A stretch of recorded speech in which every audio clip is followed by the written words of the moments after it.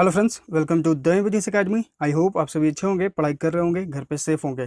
देखिए, आज के इस लेसन में हम लोग सोल्व करेंगे एमबी पब्लिकेशन इंग्लिश बुक से सेट नंबर 31। ठीक है, ये 2018 सेशन का क्वेश्चन है। जो एग्ज़ाम कंडक्ट हुआ था इसका, वो कंडक्ट हुआ था 4 जून 2019 से। ठीक है, सीजीएल टीयर 1 का 4 जून 2019 से ये एग्ज़ाम कंडक्ट हुआ था। तो हम लोग सीजीएल 2019 के क्वेश्चंस को यहाँ पर सोल्व कर रहे हैं। ठीक है, इसके पहले हम लोग 2016 के क्वेश्चंस को सोल्व कर चुके हैं। तो आप द एमपीएससी एकेडमी के प्लेलिस्ट सेक्शन में जाइए और वहाँ पे आपको मिल जाएगा एमबीए बुक सॉल्यूशन 2016। वहाँ पे आप लेसन्स को देख सकते हैं, पूरे डिटेल में अच्छे से वहाँ पर बताया गया है। ठीक है, इसमें जो है 4 सेट्स रिमेनिंग है, set number 2, set number 10, set number 45 and set number 46। ठीक है, ये 4 लेसन्स बच रहे हैं। बाकी 2016 में टोटल 46 में से 42 सेट्स कंप्लीट हो चुके हैं। और अभी हम लोग कर रहे हैं 2019 के सीजीएल का टीयर 1 का क्वेश्चन। ठीक है, इसके बाद हम लोग तुरंत सीएचएसएल के क्वेश्चंस को करेंगे और स्टेनोग्राफर के क्वेश्चंस को करेंगे। ठीक है, क्योंकि आगे आने वाले बहुत सारे एग्जाम्स हैं, जैसे कि सीजीएल मेंस होना है, सीएचएसएल पीटी होना है, सीपीओ पीटी होना है। ठीक है, स्टेनोग्राफर पीटी होना है, फिर आपका फेज 8 का फॉर्म फिलअप हुआ है, उसका पीटी होना है, और अभी रिसेंटली एसएससी कांस्टेबल का फॉर्म फिलअप हुआ था, तो उसका भी पीटी होना है। तो इन सारे एग्जाम्स के लिए ये लेसन्स बहुत ही इंपॉर्टेंट हैं। ठीक है, तो लेसन्स को कंप्लीट देखिए, हर एक वर्ड आपके लिए इंपॉर्टेंट है, तो लेसन्स को कंप्लीट देखिए। कहीं पर अगर आपको समझ में ना आए तो तुरंत कमेंट कर दीजिए। ठीक है, और लेसन्स को कंप्लीट देखकर हर एक वर्ड को, हर एक चीज़ को अच्छे से समझकर उन्हें याद भी कर लीजिएगा। तो चलिए फिर शुरू करते हैं सीट नंबर 31 से। क्वेश्चन नंबर फर्स्ट, यहाँ पे आपको देखिए बताना है select the correctly spelled word, यानी कि यहाँ पर आपको करेक्टली स्पेल्ड वर्ड को चूज करना है अपने आंसर के रूप में। 4 वर्ड्स लिखे गए हैं, कोई एक ही जो है यहाँ पर अप्रोप्रिएट आपका आंसर होगा। तो यहाँ पर देखिए जो आपका करेक्टली स्पेल्ड वर्ड है वो है आपका ऑप्शन बी, प्रोपोर्शन। ये आप मैथ्स का ये आप वर्ड सभी जानते होंगे। ठीक है, प्रोपोर्शन मतलब क्या होता है? अनुपात। क्या होता है प्रोपोर्शन मतलब? अनुपात। ठीक है, ऑप्शन बी यहाँ पर आपका राइट आंसर हो जाएगा, PROPORTION। ठीक है, प्रोपोर्शन। आते हैं क्वेश्चन नंबर 2 पे। यहाँ पर देखिए आपको बताना है अंडरलाइन से जो आपका सेगमेंट है उसे, अगर आपको लगता है कि कोई एरर है तो आप उसे इम्प्रूव करें अपने ऑप्शंस में से। अगर आपको लगता है कि कोई सेंटेंस में एरर नहीं है तो आपको एक ऑप्शन मिलेगा नो इम्प्रूवमेंट का, भी आप उसके साथ जा सकते हैं। लेकिन क्वेश्चन को हम लोग यहाँ पर छोड़ेंगे नहीं, क्योंकि हर एक क्वेश्चन जो है आपके लिए इक्वल मार्क कैरी करता है। ठीक है, पीटी में अगर आप बैठेंगे तो ये क्वेश्चन 2 मार्क्स के होंगे, अगर आप मेंस में बैठ रहे हैं तो क्वेश्चन ये 1 मार्क के होंगे। ठीक है, तो हर एक मार्क आपके लिए इंपॉर्टेंट है, हर एक मार्क आपके मेरिट बनने में काम आएगा, इसलिए हम लोग हर एक क्वेश्चन को हम लोग यहाँ पर डिटेल में सीखते हैं। तो देखिए जो हमारा सेंटेंस है वो है आई हैव नॉट सा him since I last leave the town. ठीक है, तो यहाँ पर देखिए हम देख रहे हैं कि जो हमारा अंडरलाइन सेक्शन है उसके पहले यहाँ देखिए हैव नॉट का यूज हुआ है, यानी कि हमारा जो सेंटेंस है वो किस में है? प्रेजेंट परफेक्ट टेंस में है। ओके, तो प्रेजेंट परफेक्ट टेंस में हम लोग टेंस में सीख चुके हैं इसका स्ट्रक्चर कि सब्जेक्ट होता है, फिर हमारा हैज़ या हैव होता है। हैज़ किसके साथ? जब हमारा सब्जेक्ट सिंगुलर हो, और हैव किसके साथ? जब हमारा सब्जेक्ट प्लूरल हो। ठीक है, इसके बाद आपका नेगेटिव है तो नॉट आएगा। इसके बाद आपका वर्ब का थर्ड फॉर्म आता है। ठीक है, वर्ब का थर्ड फॉर्म। तो देखिए आई हैव नॉट और सा जो यहाँ पर है ये अपने V2 फॉर्म में है, तो अब इसके लिए V3 इसका होता है सीन, सी सा सीन, ये इसका V3 है। तो देखिए आप यहाँ पर ऑप्शंस को एलिमिनेट कर सकते हैं। ऑप्शन ए तो न्यू इंप्रूवमेंट होगा नहीं, क्योंकि हमें सीन करना है। यहाँ पर सी है यानी कि ये V1 फॉर्म में है, तो ये भी एलिमिनेट, यानी कि ऑप्शन ए और ऑप्शन सी तो आप एलिमिनेट कर सकते हैं। अब देखते हैं हम लोग ऑप्शन बी और option C, seen him for I last left और seen him since I last left. अब इन दोनों में अंतर जो है, हमें अंतर जो है यहाँ पर देखना है। ठीक है, तो देखिए यहाँ पर हम लोग यूज करेंगे सिंस का। जब से मैंने उसे जो है पिछली बार मिला तब से उसके बाद मैंने जो है उसे नहीं देखा है। ठीक है, यानी कि यहाँ पर एक कंजंक्शन के रूप में जो है आपका सिंस यूज हुआ है। ठीक है, यहाँ पर जो है आपका कंजंक्शन के रूप में एक सिंस यूज हुआ है सेंटेंस को जोड़ने के लिए। सिंस मतलब क्या हुआ यहाँ पर? जब से।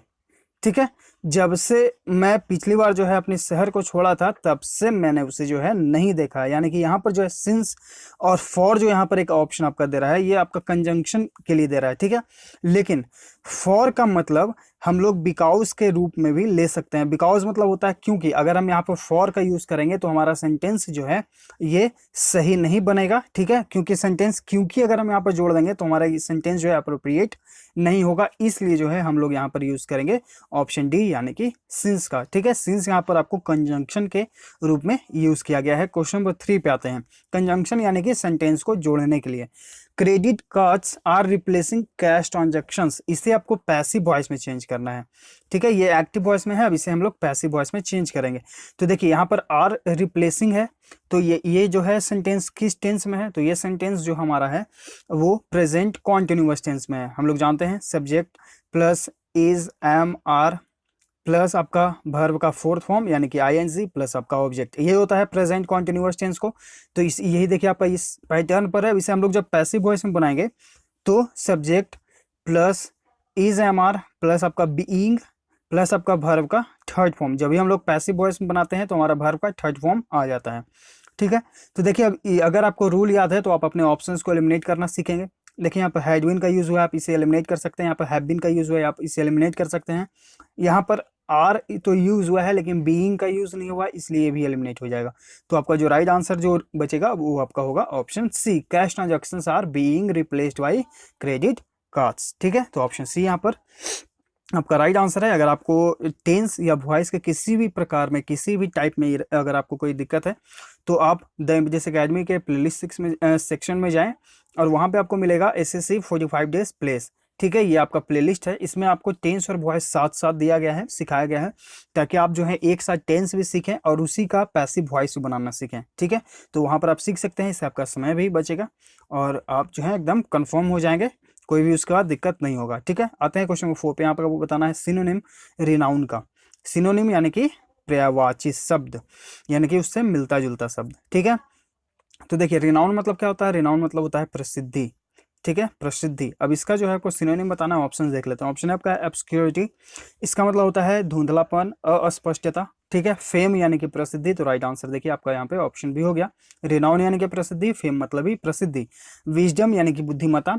कंसाइट मतलब क्या होता है, इसका मतलब होता है कि किसी को जो है अकड़ दिखाना, ठीक है, अपना जो है गुमान दिखाना। कंसाइट मतलब क्या हो गया, अकड़ या फिर गुमान। तो ये भी एलिमिनेट, राइट आंसर यहाँ पे ऑप्शन बी है। Question number 5। क्वेश्चन नंबर 5 में आपको फिल इन द ब्लैंक करना है। I set fill in the blank my life has nothing seemed to be working for me. तो हम लोग क्या सीखे हैं, एक वर्ब के बाद अगर तुरंत दूसरा वर्ब आए तो ये वर्ब अपने आप के V4 फॉर्म में होता है यानी कि ING फॉर्म में। तो देखिए ये रूल जो है यहाँ पर एकदम अप्रोप्रिएट है, सारे ऑप्शंस अपने V4 फॉर्म में है, लेकिन यहाँ पर हमारा जो राइट आंसर कौन सा है वो हमें चूज करना है, ठीक है। तो देखिए ऑप्शन ए आपका है, ऑप्शन ए आपका है ब्लेसिंग। ब्लेसिंग मतलब क्या होता है, आशीर्वाद, ठीक है। ऑप्शन बी आपका है कर्सिंग यानी कि अभिशाप देना, खुद को कोसते रहना। टॉर्मेंटिंग यानी कि क्या होता है, परेशान होना, ठीक है। और इन्वोकिंग यानी कि किसी को उत्तेजित करना या फिर किसी को आह्वान करना भी होता है, ठीक है। इन्वोक मतलब किसी को आप प्रेरित कर रहे हैं या फिर किसी को आप आह्वान कर रहे हैं मतलब बुला रहे हैं, ठीक है। यहाँ पर जो आपका राइट आंसर है वो है आपका option B, I set cursing my life. Curse मतलब होता है आप खुद को कोसते रहना, मतलब कि मैं बैठकर जो है अपनी लाइफ अपनी जिंदगी को कोसते रहता हूँ। As nothing seem to be working for me, यानी कि मेरे लिए जो है कुछ भी अच्छा नहीं हो रहा है, इसलिए जो है मैं बैठकर अपनी जिंदगी को कोसते रहता हूँ, ठीक है। तो ये हुआ इस सेंटेंस का पूरा अर्थ। तो यहाँ पर आपके लिए हर एक वर्ड इंपॉर्टेंट है, हर एक वर्ड आप याद करते जाइएगा। और ये सेंटेंस जो है ये एक आपके लिए लेसन भी है कि ऐसा आपको नहीं करना चाहिए, जो है उसी में खुश रहिए और जो नहीं है उसे आप पाने की कोशिश करते रहिए एनी टाइम, ठीक है। अगर आपके मन में है कि हमें इनकम टैक्स इंस्पेक्टर बनना है तो इसके लिए मेहनत करिए। अगर आपको चाहिए MEA minister of external affairs, इसके लिए मेहनत करिए। हर किसी का अलग अलग कट ऑफ बनता है, उसके हिसाब से आप प्रिपरेशन तो एकदम अपना 100% ही करिए, ठीक है। उसके बाद आप अपना प्रेफरेंस के हिसाब से यहाँ पर दे सकते हैं। तो इसके लिए मेहनत करते रहिए और कर्ज करने की कोई ज़रूरत नहीं है, आप मेहनत करिएगा सब कुछ आपके पास होगा, ठीक है। आते हैं क्वेश्चन नंबर 6 पे। यहाँ पर देखिए आपको बताना है OWS यानी कि one word substitution, state of perfect balance. Comment करते रहिएगा कि आप लोगों का जो है फेवरेट पोस्ट कौन सा है, आपकी कौन कौन जो है उनको किनको कौन सा पोस्ट पसंद है, किन्हीं को इनकम टैक्स पसंद है, किन्हीं को एक्साइज पसंद है, किन्हीं को MEA यानी कि एक्सटर्नल अफेयर्स में, किसी को CBI, किसी को IB। तो आप लोग जो है शेयर करते रहिए। इससे क्या होता है कि आप जो है आपका जो सपना है आप उसे भी दर्शाते हैं कि हाँ हम ये बनना चाहते हैं, ठीक है। तो आप ये कोई गलत काम नहीं कर रहे हैं, आप जो है उसको दर्शा रहे हैं, आपको जो मन में है वो आप दर्शाएंगे, और उसे करने के लिए फिर आप जो है खुद को पुश करेंगे कि हाँ हमें ये करना है। अगर हम किसी को बोल रहे हैं तो हमें वो काम करना है, वो बनना है, ठीक है। तो इससे और भी मजा आता है, ठीक है। आइए देखते हैं क्वेश्चन नंबर 6 पे। OWS है a state of perfect balance, यानी कि संतुलन रखना, ठीक है। अब इसका जो है ऑप्शंस देख लेते हैं। ऑप्शन है आपका इक्विनॉक्स, यानी कि ये विषुव, ये हम लोग ज्योग्राफी में पढ़े हैं। इक्विवेलेंट मतलब क्या होता है, समकक्ष, ठीक है। इक्विलिब्रियम मतलब होता है एकदम संतुलित होना। तो राइट आंसर देखिए ऑप्शन बी है, यहाँ पर क्वेश्चन यही है, स्टेट ऑफ परफेक्ट बैलेंस, यानी कि बराबर में रहना, संतुलित बनाए रखना। ऑप्शन डी आपका है इक्विलैटरल, मतलब होता है समभुज, ठीक है। ये भी मैथ्स का है वर्ड। क्वेश्चन नंबर 7, यहाँ पे आपको जंबल सेंटेंसेस दिए गए हैं, इसे करेक्ट ऑर्डर में अरेंज करना है।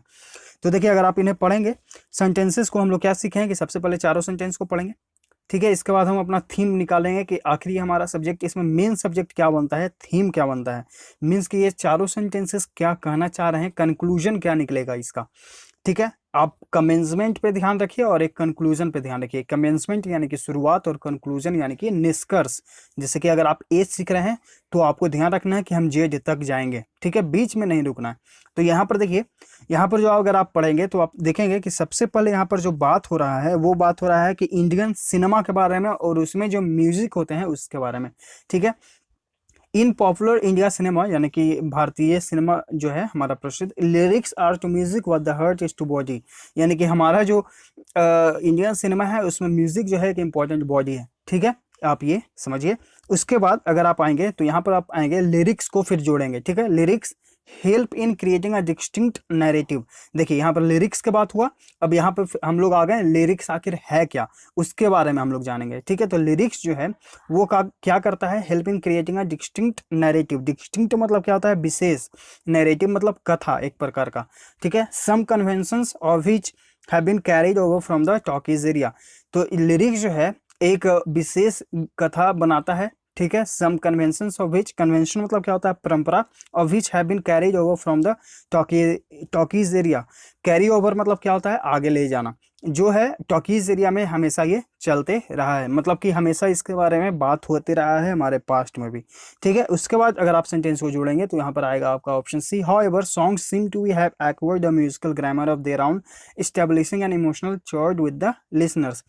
तो यहाँ पर इसका अर्थ ये हुआ कि song seem to be have acquired a musical grammar of their own, यानी कि सॉन्ग का एक अलग ही अपना ग्रामर है, ग्रामेटिकल जो है म्यूजिकल ग्रामर है, ठीक है। Establishing an emotional chord with the listeners, यह क्या करता है कि लिसनर को एक इमोशनल चॉर्ड जो है उसके साथ कनेक्ट करता है।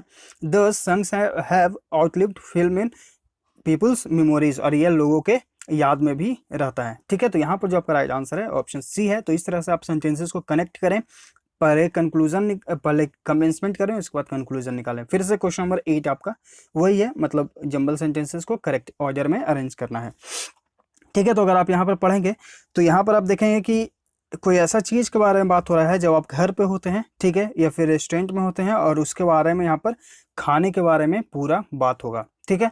One of the things I really missed, एक ऐसा चीज़ है जो मैं हमेशा मिस करता था, when I set of home in Maryland, जब मैं घर पे होता था मैरीलैंड में, वाज अ रेस्टोरेंट, यानी कि वहाँ एक रेस्टोरेंट था, that served authentic Indian food, जहाँ जो है ऑथेंटिक मतलब असली जो है इंडियन फूड को सर्व किया जाता था उस रेस्टोरेंट में। कहाँ, तो मैरीलैंड में, ठीक है। उसके बाद so I had thoughts of setting up an Indian restaurant there with my wife support. तो मैंने क्या सोचा कि वहाँ मैं भी एक इंडियन रेस्टोरेंट को खोलूँ अपने वाइफ के समर्थन में, मतलब कि वाइफ के साथ, ठीक है। फिर I decided to pursue this idea, मैंने इस आइडिया को परस्यू करना चाहा। देखिए परस्यू कल हम लोग पढ़े हैं, परस्यू मतलब पीछा करना, ठीक है, सीरियसली, यानी कि गंभीर होकर, and bought an old building in the downtown, और एक मैंने जो है इसके लिए एक बिल्डिंग भी खरीद लिया डाउनटाउन में, ठीक है। इट टूक अस 2 months, और यह जो है हमें 2 महीने लगा रीडिजाइन करने के लिए, the place to suit our needs, यानी कि जिस प्रकार का रेस्टोरेंट होना चाहिए उस तरह के डिजाइन करने के लिए जो है हमें 2 महीने का वक्त लगा, ठीक है। तो यहाँ पर जो आपका राइट आंसर है वो है आपका ऑप्शन बी, ठीक है। तो इसके लिए आप जितना प्रैक्टिस करते रहेंगे उतना आपके लिए बेहतर है। सीजीएल अगर आप मेंस में बैठेंगे तो वहाँ पे आपको 20 क्वेश्चंस मिलेंगे पीक्यूआरएस के, इसलिए जो है आप इस पर प्रैक्टिस करते रहिए, ठीक है। आते हैं क्वेश्चन नंबर 9 पे। यहाँ पे आपको ग्रामेटिकल एरर को फाइंड आउट करना है। Not complying by any of the laws can land you into serious trouble, ठीक है। अगर आप लॉ के हिसाब से नहीं चलते हैं, पालन नहीं करते हैं, तो आप जो है एक गंभीर ट्रबल में फंस जाएंगे। तो देखिए यहाँ पर एक वर्ड यूज हुआ है कंप्लाई। कंप्लाई मतलब होता है पालन करना। अब ये हम लोग प्रीपोजिशन, फिक्स्ड प्रीपोजिशन के लेसन में पढ़ चुके हैं, अगर आपको याद है, ठीक है। अगर आपको याद है तो आप अपना राइट आंसर चूज कर चुके होंगे, अगर नहीं याद है तो चलिए फिर सीखते हैं। लेकिन आप हमारे प्लेलिस्ट में जाइए प्रीपोजिशन में, ठीक है, और वहाँ पे आप फिक्स्ड प्रीपोजिशन के लेसन्स को देख लीजिए। लगभग 300 प्लस जो है हम इम्पॉर्टेंट फिक्स्ड प्रोपोजिशंस हैं और एग्जाम्स में हमेशा वो रिपीट होते रहते हैं। तो देखिए कंप्लाई के साथ जो है हम लोग हमेशा प्रीपोजिशन विथ का यूज़ करते हैं, तो यहाँ पे ऑप्शन ए हो जाएगा, कंप्लाई विथ यानी कि पालन करना। Not complying with any of the laws यानी कि अगर आप किसी भी लॉ का पालन नहीं करते हैं, you will get into serious trouble, यानी कि आप जो है एक गंभीर समस्या में पड़ जाएंगे, ठीक है। तो यहाँ पर जो आपका राइट आंसर हो गया वो हो गया आपका ऑप्शन है, कंप्लाई के साथ विथ का यूज करेंगे, ना कि वाई का। क्वेश्चन नंबर 10, यहाँ पे आपको आइडेंटिफाई करना है फिर से एरर, ठीक है।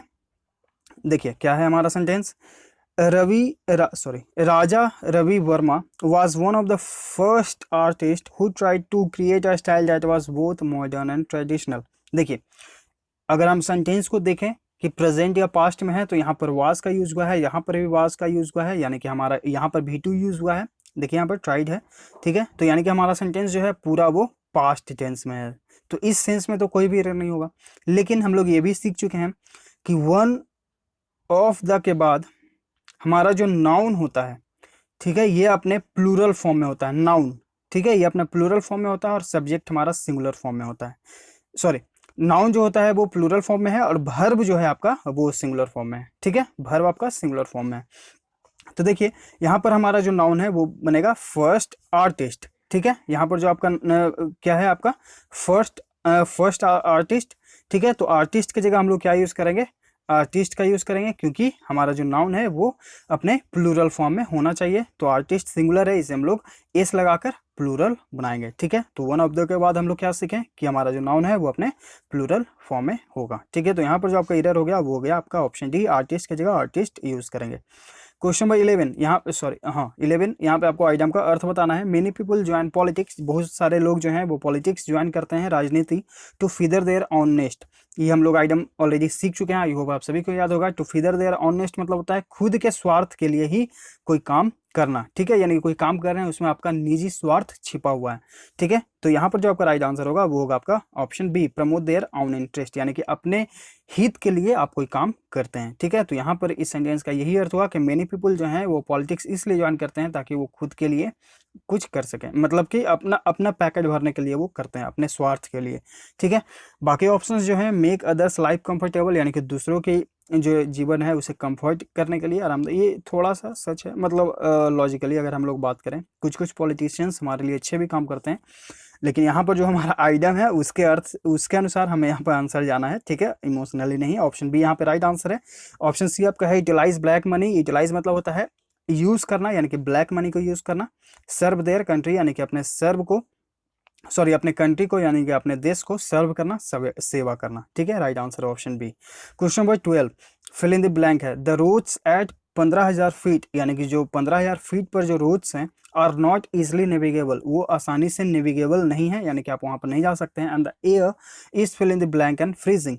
तो यहाँ पर फिल इन द ब्लैंक आइए देखते हैं। ऑप्शन आपका है रेयर फाइड। रेयर फाइड मतलब क्या होता है, इसका मतलब होता है कम घना, विरल, ठीक है। इंटेंसिफाइड मतलब क्या होता है, तेज। एलिवेटेड, एलिवेटेड मतलब क्या होता है, ऊपर उठाया गया, ठीक है। और एग्जाल्टेड मतलब क्या होता है, ऊंचा, ठीक है। तो यहाँ पर आपका जो राइट आंसर है वो कौन सा हो जाएगा, वो हो जाएगा आपका ऑप्शन ए, ठीक है। रेयर फाइड मतलब क्या होता है, विरल, यानी कि जो हवा है वो बहुत ही एकदम सघन है, विरल है, ठीक है। और फ्रीजिंग मतलब कि जमने वाला है, ठीक है। तो यहाँ पर जो आपका राइट आंसर हो जाएगा वो हो जाएगा आपका ऑप्शन ए। क्वेश्चन नंबर 13, यहाँ पे आपको अपने आइटम का अर्थ बताना है। The man heaved a sigh of relief. जो मैन है, जो व्यक्ति हैं, वो एक आराम की जो है वो लिए, ठीक है। When he was sure he was out of the woods. Out of the woods ये भी हम लोग आइटम पढ़ चुके हैं। इसका मतलब क्या होता है, खतरे से बाहर होना। आपको याद होगा जहाँ पे हम बताए थे कि कोई व्यक्ति हॉस्पिटल में एडमिट होता है, तो जब डॉक्टर जब बाहर निकलते हैं ऑपरेशन थिएटर से, तो बोलते हैं कि जो है वो खतरे से अब बाहर है। तो वो सेंटेंस यहाँ पे फिर से है, वो आइटम, ठीक है। आउट ऑफ द वुड्स मतलब होता है खतरे से बाहर होना, किसी समस्या से बाहर होना, ठीक है। तो यहाँ पर जो आपका राइट आंसर होगा वो होगा आपका option C, out of danger, ठीक है, खतरे से बाहर होना। क्वेश्चन नंबर 14 टू 18 क्या है, यहाँ पे आपको देखिए फिल इन दी ब्लैंक करना है। पढ़ते हैं। English is not a language, English एक ऐसा लैंग्वेज नहीं है डैट ओरिजिनेटेड इन इंडिया, जो भारत में ओरिजिनेट हुआ है, यानी कि इसका उत्पत्ति हुआ है। ठीक है, मतलब क्या हुआ कि इंग्लिश एक ऐसा लैंग्वेज है जिसका उत्पत्ति भारत में नहीं हुआ है। यहाँ पर नॉट का यूज हुआ है, यानी कि उत्पत्ति भारत में नहीं हुआ है। But it is used extensively, लेकिन इसका यूज जो है व्यापक रूप से होता है हमारे देश में, इन द कंट्री। ठीक है, हमारे देश में जो है इसका व्यापक रूप से, इन एक्सटेंसिवली यानी कि बड़े पैमाने पर व्यापक रूप से इसका यूज होता है। ठीक है, इंडिया कम्स सेकेंड, भारत जो है दूसरे स्थान पर आता है on the list of countries, यानी कि उन देशों के लिस्ट में। ठीक है, यहाँ पर उसके बाद आपका क्या होगा, with most English speakers, most English speakers यानी कि जहाँ पर जो है सबसे ज़्यादा इंग्लिश बोले जाते हैं, इंडिया वैसे देश में दूसरे स्थान पर है। ठीक है, एल्बिट, एल्बिट मतलब क्या होता है, हालांकि या फिर यद्यपि, albeit not as the first language, लेकिन यह पहले लैंग्वेज के रूप में यूज़ नहीं किया जाता है, क्योंकि भारत में कुछ रीजनल लैंग्वेजेस भी हैं और हमारा हिंदी तो है ही। ठीक है, और ये जो है मतलब कि फर्स्ट लैंग्वेज के रूप में यूज़ नहीं किया जाता है, कहीं पर हिंदी भी यूज़ होता है, कहीं पर रीजनल, और इंग्लिश मतलब ऑफिशियल तो आप ज़्यादातर देखेंगे जो सेंट्रल लेवल पे होते हैं वो इंग्लिश में ही होते हैं। ठीक है, English is more, English is more, इसके बाद आपका क्या है, तो इंग्लिश इज़ मोर प्रिवेलेंट, यानी कि इंग्लिश जो है प्रिवेलेंट मतलब क्या होता है, प्रचलित, इंग्लिश जो है यानी कि अंग्रेजी जो है प्रचलित है ज़्यादा than any single Indian language, यानी कि कोई भी भारतीय लैंग्वेज से, लेकिन ये सबसे ज़्यादा प्रचलित है। कौन सा, तो इंग्लिश। ठीक है, बाकी ऑप्शंस देखिए यहाँ पर हमारे लिए जो इंपॉर्टेंट है, कम्प्रिहेंसिव मतलब क्या होता है, व्यापक। ठीक है, फ्रिक्वेंटेड यानी कि अक्सर, और एक्सटेंडेड मतलब क्या होता है, विस्तार। ठीक है, यहाँ पर बात हो रहा है कि व्यापक मतलब कि प्रचलित है किसी और लैंग्वेज से, किसी और भारतीय लैंग्वेज से इंग्लिश जो है ज़्यादा प्रचलित है। ठीक है, और ये रियलिटी भी है, आजकल रिजल्ट्स भी इंग्लिश मीडियम से ही ज़्यादा हो रहे हैं। इट हैज़ यूपीएससी और पीसीएस लेवल में, कल यूपी पीसीएस का रिजल्ट आया। ठीक है, उसमें इंग्लिश लेवल, इंग्लिश मीडियम से स्टूडेंट्स के ज़्यादा रिजल्ट्स हुए हैं। ये अभी ये स्टूडेंट्स बात कर रहे हैं। ठीक है, ये बज़ है एक, अब ये रियलिटी क्या है ये तो अभी हम नहीं बता सकते हैं। चलिए इससे आगे बढ़ते हैं। यहाँ पर फिर बात है कि it has managed to pervade the entire world, तो इसने क्या किया है, पूरे दुनिया को जो है व्यापक रूप से मतलब कि यह फैल गया है। It has manage to pervade the entire world, यानी कि पूरे दुनिया में जो है फैल गया है। प्रिवेट यानी कि व्यापक रूप से फैल जाना। ठीक है, बाकी ऑप्शन देखते हैं यहाँ पर, सैचुरेट यानी कि भरा हुआ, गैस भरा हुआ है। ठीक है, इन्वेड यानी कि आक्रमण करना, परसुएड यानी कि किसी को राजी करना, किसी को मनाना। ठीक है, यहाँ पर राइट आंसर आपका ऑप्शन डी हो जाएगा। तो ये आपका हुआ इस पैसेज का पूरा अर्थ। आई होप आप सभी को अच्छे से समझ में आ गया होगा। क्वेश्चन नंबर 19 देखिए, यहाँ पर एक और वर्ड यहाँ पर मिस कर गए हैं हम लोग। डिराइव्ड मतलब क्या होता है, डिराइव्ड मतलब होता है कि कहीं से लिया जाना। ठीक है, डिराइव मतलब क्या होता है, लिया जाना। जैसे कि मान लीजिए कि मुंडकोपनिषद से क्या लिया गया है, तो सत्यमेव जयते लिया गया है। तो यहाँ पर ये लिया गया जो है यही इसका अर्थ हुआ, डिराइव्ड मतलब लिया जाना। ठीक है, क्वेश्चन नंबर 19 तो हम लोग एक जीएस भी पढ़ लिए, इसके लिए आप लोग हमें थैंक्स बोल सकते हैं। चलिए आगे बढ़ते हैं। यहाँ पे देखिए आपको बताना है एंटोनिम। क्वेश्चन नंबर 19 में जो वर्ड हमारा है वो है आपका फॉरेन। ठीक है, तो फॉरेन जो है इसका अर्थ क्या होता है, फॉरेन मतलब होता है विदेशी। ठीक है, अब इसका एंटोनिम यानी कि विपरीत बताना है, अपोजिट। ऑप्शंस देख लेते हैं। रस्टिक, रस्टिक मतलब होता है देहाती। रूरल मतलब क्या होता है, ग्रामीण। इंडियन यानी कि भारतीय। नेटिव यानी कि देसी। तो राइट आंसर यहाँ पे ऑप्शन डी हो गया, एक विदेशी है और एक देसी है। ठीक है, तो राइट आंसर ऑप्शन डी है। क्वेश्चन नंबर 20 यहाँ पे आपको बताना है, फिर से अपने अंडरलाइन सेक्शन को इंप्रूव करना है। Ishwar Chandra Vidyasagar use the ancient text to suggestion the widows could remarry. यहाँ पर देखिए एक वर्ड यूज हुआ कुड, यानी कि हमारा सेंटेंस जो है वो आपका पास्ट में है, क्योंकि ये हमारा अंडरलाइन सेक्शन नहीं है। हमें अंडरलाइन सेक्शन इस पर ध्यान देना है। आगे वाला पार्ट हमारा सही है, यानी कि जो हमारा एरर है इसमें एरर है, इसमें हमें फाइंड आउट करना है। तो अगर हम आगे बढ़ रहे हैं तो यहाँ देख रहे हैं कि देखिए कुड का यूज़ है, यानी कि हमारा सेंटेंस जो है वो पास्ट में होना चाहिए। तो यहाँ पर भी हम लोग पास्ट के फॉर्म को यूज़ करेंगे, यानी कि V2 यूज़ करेंगे, यूज़ करेंगे। तो यहाँ पर देखिए अगर हम ऑप्शंस को एलिमिनेट करना चाहें, ठीक है, तो देखिए यहाँ पर यूज़, ये ऑप्शन तो एलिमिनेट हो जाएगा, ये भी ऑप्शन एलिमिनेट हो जाएगा, यानी कि ए और सी में से कोई हमारा एक आंसर होगा। ठीक है, अब यहाँ पर देखते हैं Ishwar Chandra Vidyasagar used the ancient text to suggest that widows could marry. यहाँ पर देखिए सजेशन का यूज हुआ है, जबकि हमें यहाँ पर कनेक्ट करना है एक वर्ब के साथ, और ये यह सजेस्ट करता है कि विडोज यानी कि जो विधवा हैं वो जो है दोबारा शादी कर सकती हैं। ठीक है, तो यहाँ पर जो है एक वर्ब की जरूरत है, इसलिए जो है हम लोग सजेस्ट का यूज करते हैं। ठीक है, क्वेश्चन नंबर 21, यहाँ पर आपको करेक्टली स्पेल्ड को चूज करना है। तो यहाँ पर जो करेक्टली स्पेल्ड वर्ड है वो है एक्सहिलेरेट। इसका मतलब क्या होता है? खुश करना किसी को। ठीक है, इसका मतलब क्या होता है? खुश करना, प्रसन्न करना। तो यहाँ पर जो आपका राइट आंसर हो जाएगा वो हो जाएगा आपका ऑप्शन डी। वर्ड्स को अच्छे से याद कर लीजिए, एक तो स्पेलिंग और इनका अर्थ भी। ये जो सिनोनिम्स, एंटोनिम्स और जो भी वर्ड्स पूछे यहाँ पर पूछे जा रहे हैं वो ऑलरेडी एसएससी में बहुत बार पूछे जा चुके हैं, तो मोस्ट प्रोबेबली आगे भी संभावना है कि ये पूछे जाएंगे आपके एग्जाम्स में। ठीक है, चाहे वो जो भी एग्जाम हो, तो इसलिए जो है हर एक वर्ड को आप लोग अच्छे से याद करते जाइएगा। क्वेश्चन नंबर 22, यहाँ पर देखिए आपको एक्टिव फॉर्म में चेंज करना है। ठीक है, यानी कि आपका सेंटेंस जो है वो पैसिव वॉइस में दिया गया है, उसे आप एक्टिव वॉइस में चेंज करना है। ठीक है, we were given very little time to prepare the presentation, यानी कि देखिए यहाँ पर वेयर का यूज हुआ है। तो हम लोग ये सीख चुके हैं कि पास्ट इंडेफिनिट टेंस में जब हम अपने एक्टिव वॉइस को पैसिव में चेंज करते हैं तब वाज या वेयर का यूज होता है। ठीक है, तो ये पैसिव वॉइस में अब इसे हम लोग एक्टिव वॉइस में चेंज करेंगे। तो एक्टिव वॉइस में पास्ट का क्या बनता है structure? Subject plus V2 plus आपका ऑब्जेक्ट। ठीक है, यानी कि वर्ब का सेकंड फॉर्म। तो देखिए आप यहाँ पर ऑप्शंस को एलिमिनेट कर सकते हैं। यहाँ पर देखिए हैव का यूज हुआ है, have plus V3 eliminate. Option B आपका है V2 फॉर्म में है। ऑप्शन सी आपका विल का यूज हुआ है। ऑप्शन डी आपका है V1 फॉर्म में। तो यहाँ पर राइट आंसर आपका यहाँ पे ऑप्शन बी हो जाएगा।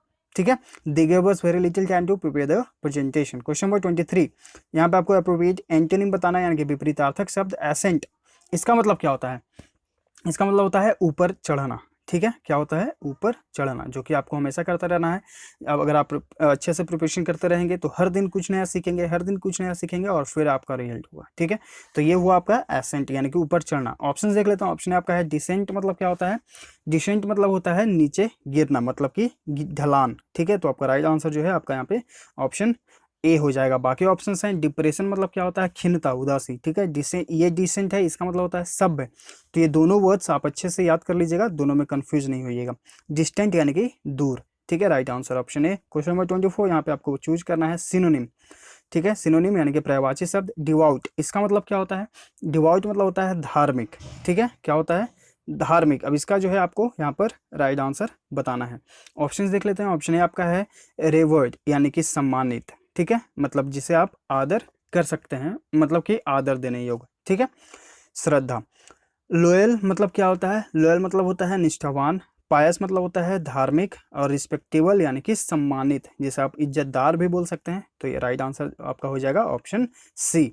ठीक है, डिवाइट मतलब भी होता है धार्मिक और पायस मतलब भी होता है धार्मिक। ऑप्शन सी यहाँ पे राइट आंसर है। क्वेश्चन नंबर 25, यहाँ पे आपको WS बताना है, यानी कि one word substitution. One who walks in sleep, यानी कि एक ऐसा व्यक्ति जो सोए हुए में वॉक करता है यानी कि चलता है, उसे क्या कहा जाता है? ऑप्शन यहाँ पर आपका राइट आंसर ऑप्शन बी हो जाएगा। ठीक है, सोमनैम्बुलिस्ट, इसका मतलब होता है कि एक ऐसा व्यक्ति जो सोए हुए में चलते रहता है। ठीक है, बाकी ऑप्शन हैं। ओमनीपोटेंट मतलब क्या होता है? सर्वशक्तिमान, यानी कि जो सबसे शक्तिशाली हो। फिलेंथ्रोपिस्ट यानी कि परोपकारी।